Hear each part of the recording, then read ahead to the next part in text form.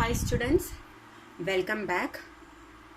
നമ്മൾ ലാസ്റ്റ് ക്ലാസ്സിൽ ഡിസ്കസ് ചെയ്ത motion in combined electric and magnetic field ആയിരുന്നു.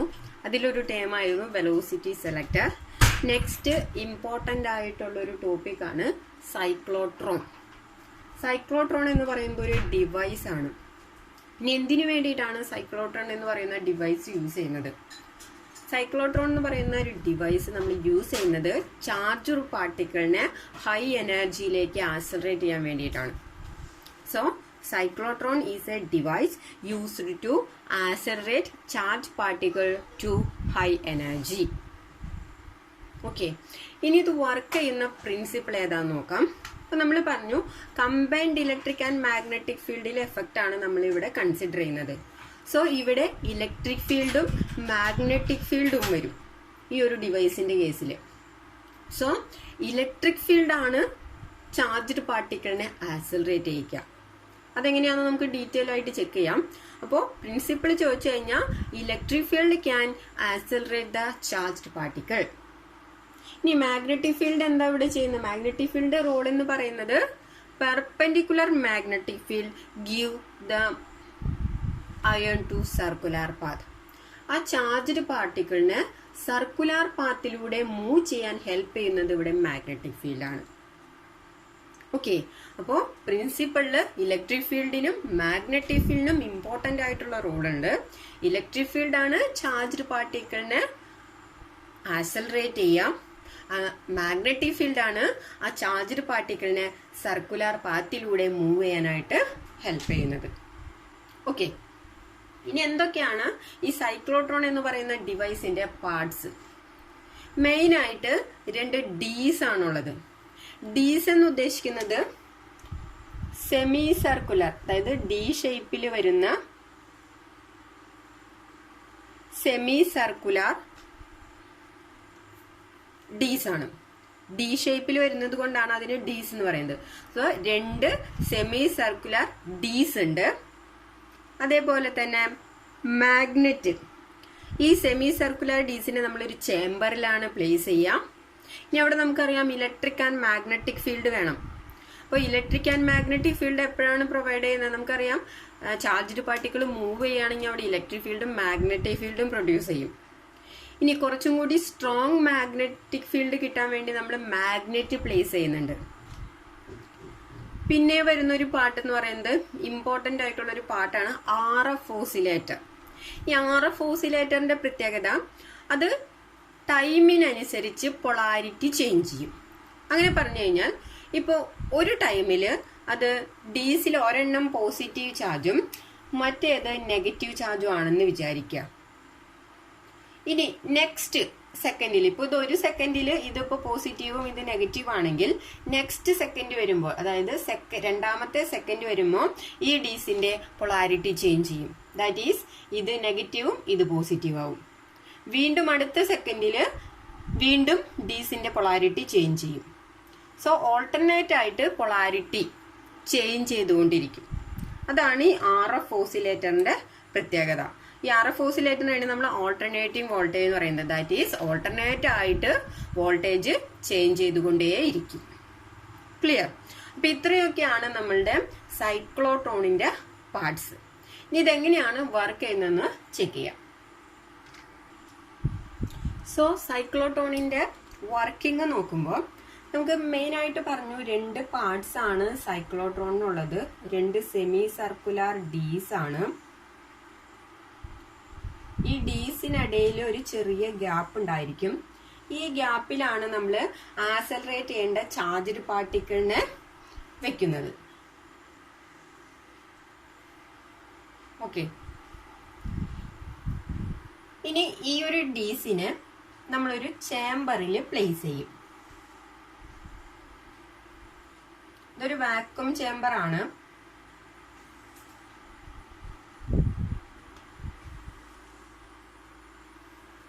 ഓക്കെ, വാക്വം ചേംബർ ആണ്. ഇനി ഇതിനകത്ത് മാഗ്നറ്റിക് ഫീൽഡ് ഉണ്ട്. അതിനുവേണ്ടി നമ്മൾ സ്ട്രോങ് മാഗ്നറ്റ് യൂസ് ചെയ്യുന്നുണ്ട്. ഇതിനകത്തെ മാഗ്നറ്റിക് ഫീൽഡ് ഇപ്പൊ ഡോട്ടഡ് ലൈനിലാണ് റെപ്രസെന്റ് ചെയ്യുന്നത്. അപ്പൊ ഞാൻ കഴിഞ്ഞ ക്ലാസ്സിൽ പറഞ്ഞിട്ടുണ്ടായിരുന്നു നമ്മൾ ഇൻഡു മാർക്കാണ് മാഗ്നറ്റിക് ഫീൽഡിനെ റെപ്രസെന്റ് ചെയ്യുന്നതെങ്കിൽ അതിന്റെ ഡയറക്ഷൻ എന്ന് പറയുന്നത് ക്രോസ് മാർക്ക് റെപ്രസെന്റ് ചെയ്യുന്നത് മാഗ്നറ്റിക് ഫീൽഡിന്റെ direction into the plane ആയിരിക്കും. ഈ പ്ലെയിനിന് അല്ലെങ്കിൽ ഇപ്പൊ ഇതാണ് പ്ലെയിനെങ്കിൽ ഈ ബോർഡിനകത്തേക്കായിരിക്കും മാഗ്നറ്റിക് ഫീൽഡിന്റെ ഡയറക്ഷൻ ക്രോസ് മാർക്ക് ആണെങ്കിൽ. ഇനി ഡോട്ടഡ് ലൈൻ ഇൻഡിക്കേറ്റ് ചെയ്യുന്നത് മാഗ്നറ്റിക് ഫീൽഡിന്റെ ഡയറക്ഷൻ എന്ന് പറയുന്നത് ഔട്ട് ഓഫ് പ്ലെയിൻ ആയിരിക്കും. പ്ലെയിനിന് പുറത്തേക്കായിരിക്കും മാഗ്നറ്റിക് ഫീൽഡിന്റെ ഡയറക്ഷൻ. ക്ലിയർ ആയെന്ന് വിചാരിക്കുന്നു. അപ്പോൾ ഇവിടെ ഡോട്ടഡ് ലൈൻ ഇൻഡിക്കേറ്റ് ചെയ്യുന്നത് മാഗ്നറ്റിക് ഫീൽഡ് ലൈൻസിന്റെ ഡയറക്ഷൻ എന്ന് പറയുന്നത് പുറത്തേക്കാണ്, ബോർഡിന് പുറത്തേക്ക്. ഓക്കെ, ഇനി നമ്മൾ ഇവിടെയാണ് ഒരു അയൺ സോഴ്സ് അല്ലെങ്കിൽ ഒരു ചാർജ്ഡ് പാർട്ടിക്കിളിനെ പ്ലേസ് ചെയ്യുന്നത്. നമ്മളിവിടെ പ്ലേസ് ചെയ്യുന്നത് ഒരു പോസിറ്റീവ് ചാർജ് ആണ്. ഓക്കെ, പോസിറ്റീവ് ചാർജ് ഉള്ളൊരു പാർട്ടിക്കിളിനെ നമ്മൾ ഈ ഡീസിന്റെ ഗ്യാപ്പിൽ പ്ലേസ് ചെയ്തു. അതിനുശേഷം ഈ രണ്ട് ഡീസും തമ്മിലൊരു RF ഓസിലേറ്ററിലേക്ക് കണക്ട് ചെയ്തു. RF ഓസിലേറ്ററിന്റെ പ്രത്യേകത ഞാൻ പറഞ്ഞു.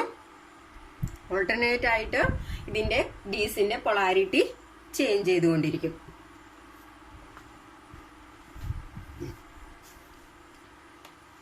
എന്താണ് ഇതിന്റെ വർക്കിംഗ്? ഇപ്പൊ ഇത്രേ ഉള്ളൂ. ഇനി ഇവിടെ ഒരു ടാർഗറ്റ് ഒക്കെ ഉണ്ടായിരിക്കും, അത് നമുക്ക് ഫൈനലി അത് മാർക്ക് ചെയ്താൽ മതി. ഇനി ഇവിടെ നടക്കുന്ന വർക്കിംഗ് നോക്കാം. ഇവിടെ ഒരു പോസിറ്റീവ് ചാർജ് ഉള്ള അയേണിനെ പ്ലേസ് ചെയ്യുകയാണെങ്കിൽ നമുക്കറിയാം ഈ ചാർജ് മാഗ്നറ്റിക് ഫീൽഡിലാണ് ഇരിക്കുന്നത്. അതുകൊണ്ട് തന്നെ ഇത് v വെലോസിറ്റിയിലാണ് പാർട്ടിക്കിൾ മൂവ് ചെയ്യുന്നത്. അത് ഈ ഡയറക്ഷനിലാണെന്ന് വിചാരിക്കും. ഇപ്പൊ v വെലോസിറ്റിയിലാണ് ഈ പാർട്ടിക്കിൾ അല്ലെങ്കിൽ പോസിറ്റീവ് ആയാണ് മൂവ് ചെയ്യുന്നത്. അപ്പൊ നോക്കിക്കഴിഞ്ഞാൽ v എന്ന് പറയുന്നത് വെലോസിറ്റി മുകളിലേക്കും മാഗ്നറ്റിക് ഫീൽഡിന്റെ ഡയറക്ഷൻ എന്ന് പറയുന്നത് ഔട്ട് ഓഫ് ദ ബോർഡാണ്. സോ വിയും ബിയും തമ്മിലുണ്ടാക്കുന്ന ആംഗിൾ എന്ന് പറയുന്നത് 90 ഡിഗ്രി ആണ്. ദാറ്റ് ഈസ് പാർട്ടിക്കിള് എൻ്റർ ചെയ്യുന്നത് മാഗ്നറ്റിക് ഫീൽഡിന് പെർപെൻഡിക്കുലർ ആയിട്ടാണ്. നമുക്കറിയാം ഒരു മാഗ്നറ്റിക് ഫീൽഡിൽ ഒരു ചാർജ് എൻ്റർ ചെയ്യുകയാണെങ്കിൽ അവിടെ എന്തായാലും ഒരു ഫോഴ്സ് പ്രൊഡ്യൂസ് ചെയ്യും. ആ ഫോഴ്സ് എന്ന് പറയുന്നത് മാഗ്നറ്റിക് ലോറന്റ് ഫോഴ്സ് ആണ്. That is F = Q × V × B. ഇനി നമുക്കറിയാം വെലോസിറ്റിയും മാഗ്നറ്റിക് ഫീൽഡും തമ്മിലുണ്ടാക്കുന്ന ആംഗിൾ എന്ന് പറയുന്നത് ഇവിടെ 90 ആണ്. സോ ഇവിടെ ഡെവലപ്പ് ചെയ്യുന്ന ഫോഴ്സ് എന്ന് പറഞ്ഞാൽ F = QVB ആയിരിക്കും. ദാറ്റ് ഈസ് QVB sin തീറ്റ. തീറ്റയ്ക്ക് 90 വരും. സോ sin 90യുടെ വാല്യൂ 1 ആണ്. സോ ഇവിടെ ഡെവലപ്പ് ചെയ്യുന്ന ഫോഴ്സ് എന്ന് പറയുന്നത് F = QVB ആയിരിക്കും. ഇനി ഇവിടെ ഫോഴ്സ് കിട്ടി. ഈ ഫോഴ്സ് കിട്ടിക്കഴിഞ്ഞാൽ ഈ പാർട്ടിക്കിള് എങ്ങോട്ട് മൂവ് ചെയ്യണമെന്ന് തീരുമാനിക്കുന്നത് ഇവിടുത്തെ RF ഓസിലേറ്റർ ആണ്. ദാറ്റ് മീൻസ് ഇവിടുത്തെ പൊളാരിറ്റി, ഡീസിന്റെ പൊളാരിറ്റി അനുസരിച്ചായിരിക്കും ഇവിടെ പാർട്ടിക്കിള് മൂവ് ചെയ്യാം. അപ്പൊ നമുക്ക് ഫസ്റ്റ് ഡീസിനെ D1 എന്ന് എടുക്കാം, രണ്ടാമത്തെ ഡീസിനെ D2 എന്ന് എടുക്കാം. ഇനിയിപ്പോ അത് ഫസ്റ്റ് D1ന് നെഗറ്റീവ് ചാർജ് ആണ്, അല്ലെങ്കിൽ D1 നെഗറ്റീവ് പൊളാരിറ്റിയിലാണ്, D2 പോസിറ്റീവ് പൊളാരിറ്റിയിലാണെന്ന് വിചാരിക്കുക. അപ്പോൾ V വെലോസിറ്റിയിൽ പാർട്ടിക്കിൾ എൻ്റർ ചെയ്തു. അപ്പൊ നമുക്കറിയാം വിയും ബിയും പെർപെൻഡിക്കുലർ ആയതുകൊണ്ട് തന്നെ അവിടെ ഒരു ഫോഴ്സ് ഡെവലപ്പ് ചെയ്തു. ഇനി ആ ഫോഴ്സ് കൊണ്ട് പാർട്ടിക്കിൾ മൂവ് ചെയ്യാനായിട്ട് തുടങ്ങും. ഇനി ഏത് ഡയറക്ഷനിലാണ് മൂവ് ചെയ്യാം? ഇവിടെ നമ്മൾ എൻ്റർ ചെയ്ത് പോസിറ്റീവ് ചാർജ് ആണ്. സോ സ്വാഭാവികമായും പോസിറ്റീവ് ചാർജ് എങ്ങോട്ട് മൂവ് ചെയ്യും? നെഗറ്റീവ് ചാർജിലേക്ക്, അല്ലെങ്കിൽ നെഗറ്റീവ് പൊളാരിറ്റി ഉള്ള ഡീസിലേക്ക് എൻ്റർ ചെയ്യും. ഇനി എൻ്റർ ചെയ്യുന്നതിന്റെ ഡയറക്ഷൻ എന്ന് പറയുന്നത് നമുക്കറിയാം ഇവിടെ വിയും ബിയും അല്ലെങ്കിൽ ചാർജ്ഡ് പാർട്ടിക്കിൾ എൻ്റർ ചെയ്യുന്നത് മാഗ്നറ്റിക് ഫീൽഡിന് പെർപെൻഡിക്കുലർ ആയിട്ടാണ്. സോ പാർട്ടിക്കിളിന്റെ മോഷൻ എന്ന് പറയുന്നത് സർക്കുലർ മോഷൻ ആയിരിക്കും. സോ ഇവിടെ നിന്ന് മൂവ് ചെയ്യുന്ന പാർട്ടിക്കിള് ഈ ഡീസിനകത്ത് ഒരു സെമി സർക്കുലർ പാത്തിൽ മൂവ് ചെയ്യും. ഓക്കെ, അങ്ങനെ മൂവ് ചെയ്ത് ഈ ഡീസിന്റെ ഇവിടെ വരെ എത്തി, അല്ലെങ്കിൽ ഈ ഒരു പോയിന്റിൽ തന്നെ എത്തി. അപ്പൊ ആ ടൈമിൽ എന്ത് സംഭവിക്കും? RF ഓസിലേറ്ററിന്റെ പൊളാരിറ്റി ചേഞ്ച് ചെയ്യും.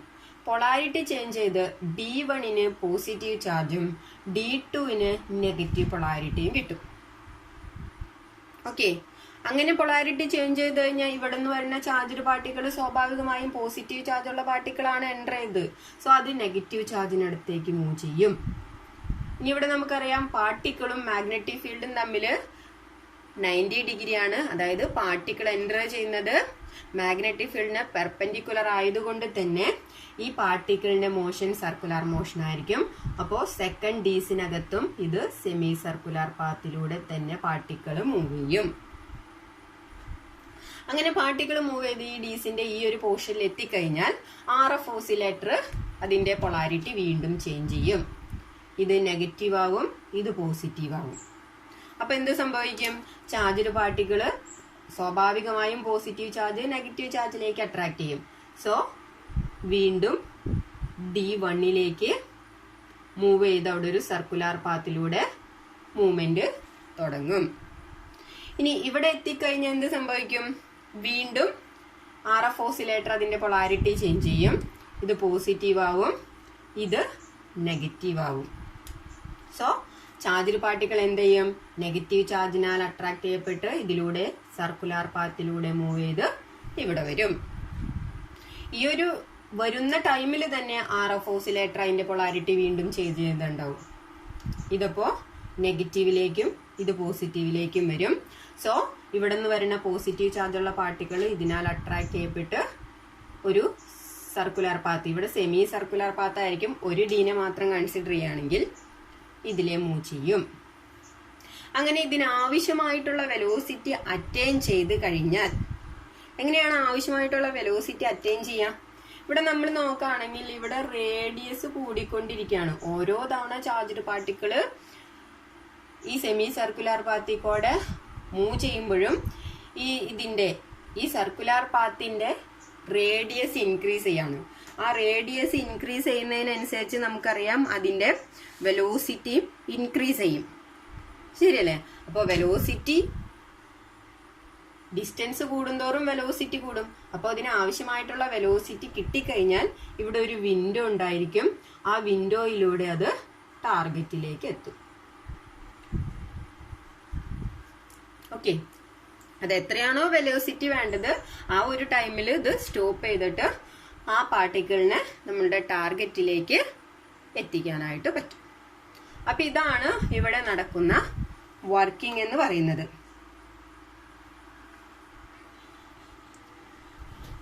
ഇനി നമ്മൾ എന്തിനു വേണ്ടിയിട്ടാണ് ഈ സൈക്ലോട്രോൺ യൂസ് ചെയ്യണമെന്ന് വെച്ച് കഴിഞ്ഞാൽ ഒരു പർട്ടിക്കുലർ വെലോസിറ്റിയിലുള്ള ഒരു ചാർജ്ഡ് പാർട്ടിക്കിളിനെ ഹൈ വെലോസിറ്റിയിലേക്ക് ആക്സലറേറ്റ് ചെയ്ത് ഹൈ എനർജി ചാർജ്ഡ് പാർട്ടിക്കിൾ ആയിട്ട് നമുക്ക് കിട്ടുന്നതിന് വേണ്ടിയിട്ടാണ് നമ്മൾ ഈ സൈക്ലോട്രോൺ യൂസ് ചെയ്യുന്നത്. ഇവിടെ നമുക്കറിയാം ഇതൊരു സർക്കുലർ പാത്തിൽ കൂടെയാണ് ഈ പാർട്ടിക്കിളിന്റെ മൂവ്മെന്റ് എന്ന് പറയുന്നത്. സോ ഇവിടെ എന്തായാലും സെൻട്രിപിറ്റൽ ഫോഴ്സ് ഉണ്ടായിരിക്കും. ഈ സെൻട്രിപിറ്റൽ ഫോഴ്സ് ആയിരിക്കും നമ്മൾ ഓൾറെഡി പഠിച്ചു കഴിഞ്ഞതാണ്. സെൻട്രിപിറ്റൽ ഫോഴ്സും mv²/r which is equal to the magnetic Lorentz force ആയിരിക്കും QVB. നമ്മൾ കണ്ടു കഴിഞ്ഞ കണ്ടീഷനാണ്. ഇതിങ്ങനെ പ്രൊവൈഡ് ചെയ്യാൻ കാരണം ആരാണ്? ഈ മാഗ്നറ്റിക് ലോറന്റ് ഫോഴ്സ് ആണ്. അപ്പൊ ഈ സെൻട്രിപിറ്റൽ ഫോഴ്സ് ഉള്ളത് കൊണ്ടാണ് ഇതിനിങ്ങനെ സർക്കുലർ പാത്തിൽ കൂടെ മൂവ് ചെയ്യാനായിട്ട് സാധിക്കുന്നത്. സോ സെൻട്രിപിറ്റൽ ഫോഴ്സും മാഗ്നറ്റിക് ലോറന്റ് ഫോഴ്സും ബാലൻസ് ചെയ്യും. ഇവിടെ നിന്ന് ഇവിടെ നമ്മൾ സെമി സർക്കുലർ ഡിസ്ക് ആയിട്ട് കൺസിഡർ ചെയ്യുകയാണെങ്കിൽ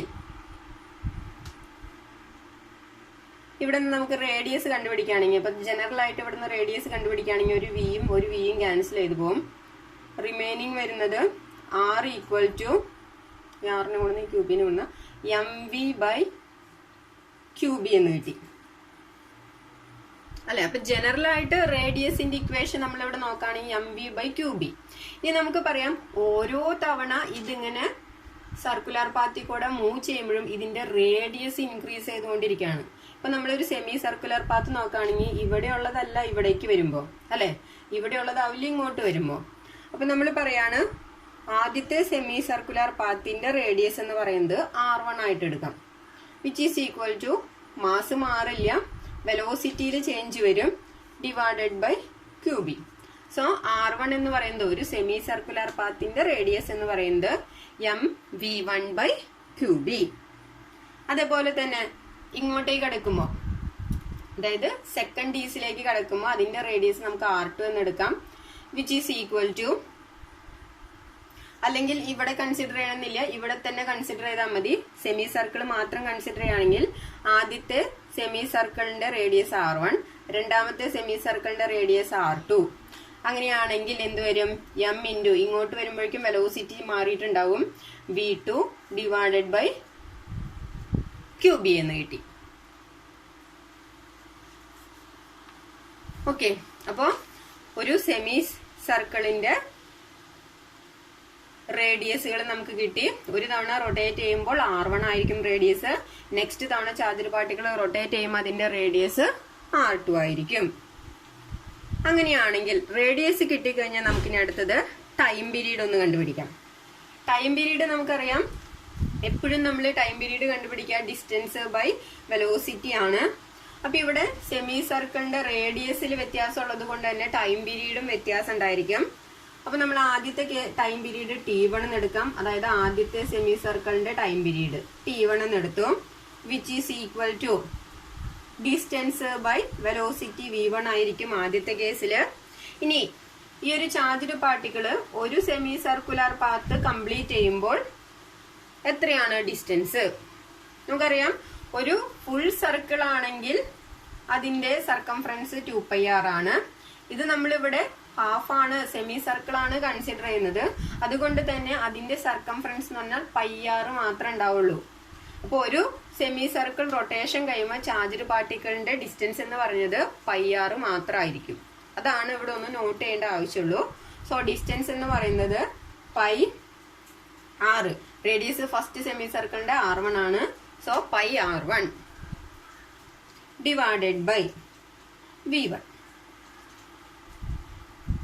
ഓക്കെ, R1ന്റെ വാല്യൂ നമുക്കറിയാം, സബ്സ്റ്റിറ്റ്യൂട്ട് ചെയ്യുമ്പോൾ π ഇൻറ്റു π ബൈ v1. R1ന്റെ വാല്യൂ എന്ന് പറഞ്ഞാൽ m v1 by QB.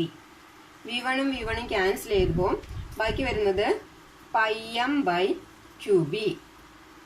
So ആദ്യത്തെ semi circle charged particle rotate ചെയ്യാൻ എടുക്കുന്ന ടൈമാണ് πm ബൈ QB. ഇതേപോലെ തന്നെ നമ്മൾ രണ്ടാമത്തെ സെമി സർക്കിളിന്റെ ടൈം പീരീഡ്, അതായത് second semi circle charged particle cover ചെയ്യാൻ എടുക്കുന്ന ടൈം നോക്കുകയാണെങ്കിൽ T2 എന്ത് വരും? T2 എന്ന് പറയുന്നത് നമുക്കറിയാം ഡിസ്റ്റൻസ് ബൈ വെലോസിറ്റി തന്നെയാണ്. ആ വെലോസിറ്റി എന്ന് പറയുന്നത് രണ്ടാമത്തെ സെമി സർക്കിൾ ആകുമ്പോൾ v2 ആണ്. ഡിസ്റ്റൻസ് എന്ന് പറഞ്ഞാൽ നമുക്കറിയാം വീണ്ടും സെമി സർക്കിൾ തന്നെയാണ്. അപ്പൊ സെമി സർക്കിളിന്റെ സർക്കംഫറൻസ് എന്ന് പറയുന്നത് πr തന്നെയാണ്. അപ്പൊ ഇവിടെ റേഡിയസ് R2 ആണ്. So πr2 by v2. R2ന്റെ വാല്യൂ നമുക്കറിയാം, സബ്സ്റ്റിറ്റ്യൂട്ട് ചെയ്യുമ്പോൾ π ബൈ v2 ഇൻറ്റു R2ന് പകരം m v2 by QB. v2 cancel ചെയ്തുമ്പോൾ റിമൈനിങ് കിട്ടുന്നത് πm ബൈ QB. ഓക്കെ, അങ്ങനെയാണെങ്കിൽ ടോട്ടൽ ടൈം എത്രയായിരിക്കും? ടോട്ടൽ ടൈം എന്ന് പറഞ്ഞാൽ നമ്മളോട് ഞാൻ പറഞ്ഞു, ഇങ്ങോട്ട് എടുത്താലും കുഴപ്പമില്ല, ഇവിടെ എടുത്താലും കുഴപ്പമില്ല. അപ്പൊ ഒരു സർക്കിള് കംപ്ലീറ്റ് ചെയ്യാൻ എടുക്കുന്ന ടൈം എന്ന് പറയുന്നത് എത്രയായിരിക്കും? ഇത് രണ്ടും കൂടി ആഡ് ചെയ്യുന്നതായിരിക്കും. സോ നമുക്ക് total time T equal to T1 plus T2 എന്ന് കിട്ടും. ഓക്കെ ആണല്ലോ? ദാറ്റ് ഈസ് T1ന്റെ value πm by QB plus πm by QB. That is equal to 2πm by QB. അപ്പൊ ഇവിടെ ഈ കേസ് എടുക്കുകയാണെന്നുണ്ടെങ്കിൽ 2 ഹാഫ് സർക്കിൾ കൂടുമ്പോൾ ഒരു ഫുൾ സർക്കിളായി. അപ്പൊ ഒരു ഫുൾ സർക്കിള് പാർട്ടിക്കിള് റൊട്ടേറ്റ് ചെയ്യാൻ എടുക്കുന്ന സമയം, അല്ലെങ്കിൽ ചാർജ്ഡ് പാർട്ടിക്കിള് മൂവ് ചെയ്യാൻ എടുക്കുന്ന സമയമാണ് 2πm ബൈ QB. അപ്പൊ ഇവിടെ നമുക്ക് ടൈം പീരീഡ് കിട്ടി. ഇനി നമുക്ക് അടുത്ത അറിയേണ്ടത് എന്താണ്? ഫ്രീക്വൻസി ആണ്. ഫ്രീക്വൻസി കണ്ടുപിടിക്കാൻ നമുക്കറിയാം 1/t ആണ് ഫ്രീക്വൻസി കാൽക്കുലേറ്റ് ചെയ്യുന്നത്. That is equal to 1/t ചെയ്യുമ്പോൾ ഫ്രീക്വൻസി എന്ന് പറയുന്നത് ഇതിന്റെ റെസിപ്രോക്കൽ വരും, QB ബൈ 2πm. ഇപ്പൊ ഫ്രീക്വൻസി എന്ന് പറഞ്ഞാൽ QB ബൈ 2πm. ഈ ഫ്രീക്വൻസിനെ പറയുന്ന പേരാണ് resonance frequency. Resonance frequency important ആണ്. Resonance frequency. ഇപ്പം നമുക്കറിയാം ഈ സൈക്ലോട്രോണിന്റെ ടൈം പീരീഡ് ഫ്രീക്വൻസി എന്ന് പറയുന്നത് ഒരു ചാർജ്ഡ് പാർട്ടിക്കിള് മാഗ്നറ്റിക് ഫീൽഡിന് പെർപെൻഡിക്കുലർ ആയിട്ട് എൻ്റർ ചെയ്യുമ്പോൾ അവിടെ നമ്മൾ പഠിച്ച ടൈം പീരീഡും ഫ്രീക്വൻസിയും തന്നെയാണ്. സോ ആ ഒരു കോൺസെപ്റ്റ് തന്നെയാണ് ഇവിടെയും. ചാർജ്ഡ് പാർട്ടിക്കിൾ എൻ്റർ ചെയ്യുന്നത് മാഗ്നറ്റിക് ഫീൽഡിന് പെർപെൻഡിക്കുലർ ആയിട്ടാണ്. അപ്പോൾ ആ ഒരു കോൺസെപ്റ്റ് തന്നെയാണ് നമ്മൾ ഇവിടെയും യൂസ് ചെയ്യുന്നത്. ഇവിടെ നമ്മൾ ഇലക്ട്രിക് ഫീൽഡിന്റെയും മാഗ്നറ്റിക് ഫീൽഡിന്റെയും ആ കോൺസെപ്റ്റുകളൊന്ന് കോറിലേറ്റ് ചെയ്ത് പഠിക്കുന്നു എന്ന് മാത്രം. സോ ഇവിടെ നോക്കുകയാണെങ്കിൽ ടൈം പീരീഡ് ആയാലും ഫ്രീക്വൻസി ആയാലും വെലോസിറ്റി ഇൻഡിപെൻഡന്റ് ആണ്. അപ്പോൾ മൂവ് ചെയ്യുന്ന ഒരു ചാർജ് ആണെങ്കിൽ കൂടി അതിന്റെ ടൈം പീരീഡിനെയും ഫ്രീക്വൻസിനെയും വെലോസിറ്റി ഡിപ്പെൻഡ് ചെയ്യില്ല. ഓക്കെ, ഇനി ഇതിൽ എക്സ്ട്രാ ഒരു കാര്യം കൂടി നമ്മൾ കണ്ടുപിടിക്കുന്നുണ്ട്, എനർജി. നമ്മൾ പറഞ്ഞു സൈക്ലോട്രോൺ എന്ന് പറയുന്നത് ഒരു ഡിവൈസ് ആണ് used to accelerate charged particle to high energy. അപ്പൊ ഇവിടുത്തെ എനർജിനെയും കൂടി നമുക്കൊന്ന് കാൽക്കുലേറ്റ് ചെയ്യണം. പാർട്ടിക്കിള് മൂവിങ് ആയതുകൊണ്ട് തന്നെ ഇവിടെ കൈനറ്റിക് എനർജി ആയിരിക്കും ഉണ്ടായിരിക്കാം. സോ കൈനറ്റിക് എനർജിയുടെ മാക്സിമം നമ്മൾ കാണുകയാണെങ്കിൽ ഇക്വേഷൻ അനുസരിച്ച് ½ mv² ആണ്. അപ്പൊ മാക്സിമം വെലോസിറ്റി സ്ക്വയർ. ഇനി വിയുടെ വാല്യൂ നമുക്കറിയാം.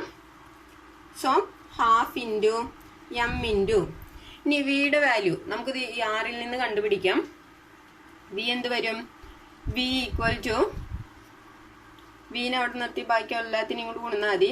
അതായത് QBR/m. വെലോസിറ്റി എന്ന് പറയുന്നത് QBR/m.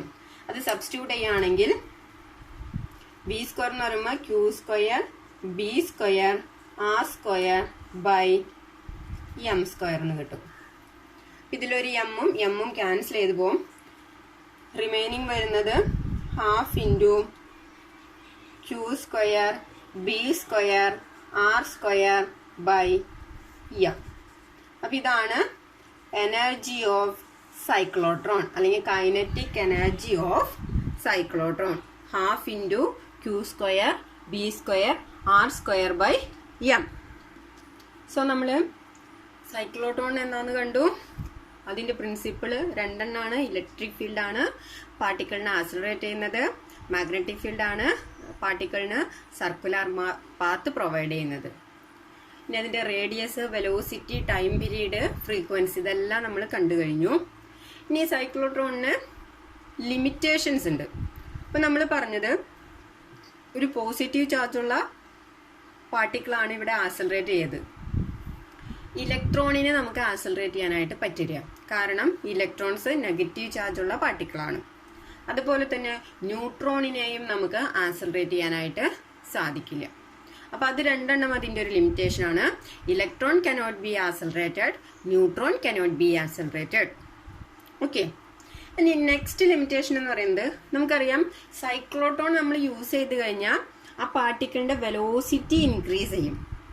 സോ വെലോസിറ്റി ഇൻക്രീസ് ചെയ്ത് കഴിഞ്ഞാൽ നമുക്കറിയാം വെലോസിറ്റി ഇൻക്രീസ് ചെയ്ത് കഴിഞ്ഞാൽ വെലോസിറ്റി ഇൻക്രീസ് ചെയ്യാൻ ഇവിടെ കാരണം റേഡിയസ് ഇൻക്രീസ് ചെയ്യുന്നതുകൊണ്ടാണ്.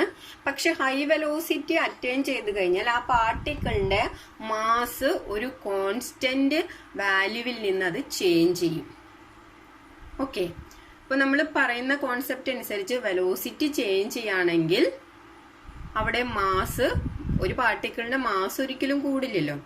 പക്ഷെ ഇവിടെ ഹൈ വെലോസിറ്റിയിൽ പാർട്ടിക്കിൾ അറ്റൈൻ ചെയ്യുകയാണെങ്കിൽ ആ പാർട്ടിക്കിളിന്റെ മാസ് എന്ന് പറയുന്നത് ഒരു കോൺസ്റ്റന്റ് വാല്യൂവിൽ നിന്ന് അത് ചേഞ്ച് ചെയ്യും. അങ്ങനെ മാസ് ഒരു കോൺസ്റ്റന്റ് വാല്യൂവിൽ നിന്ന് ചേഞ്ച് ചെയ്യുകയാണെങ്കിൽ അത് ഈ സൈക്ലോട്രോണിന്റെ വർക്കിങ്ങിനെ അഫക്റ്റ് ചെയ്യും. എങ്ങനെയാന്ന് വെച്ച് കഴിഞ്ഞാൽ ഇവിടെ ഫ്രീക്വൻസി ആയാലും ടൈം പീരീഡ് ആയാലും നമുക്കറിയാം വെലോസിറ്റി ഇൻഡിപെൻഡന്റ് ആണ്. പക്ഷെ ഇവിടെ മാസ് ഡിപ്പെൻഡന്റ് ആണ്. അപ്പോൾ മാസ് ചേഞ്ച് ചെയ്ത് കഴിഞ്ഞാൽ ടൈം പീരീഡ് ചേഞ്ച് ചെയ്യും.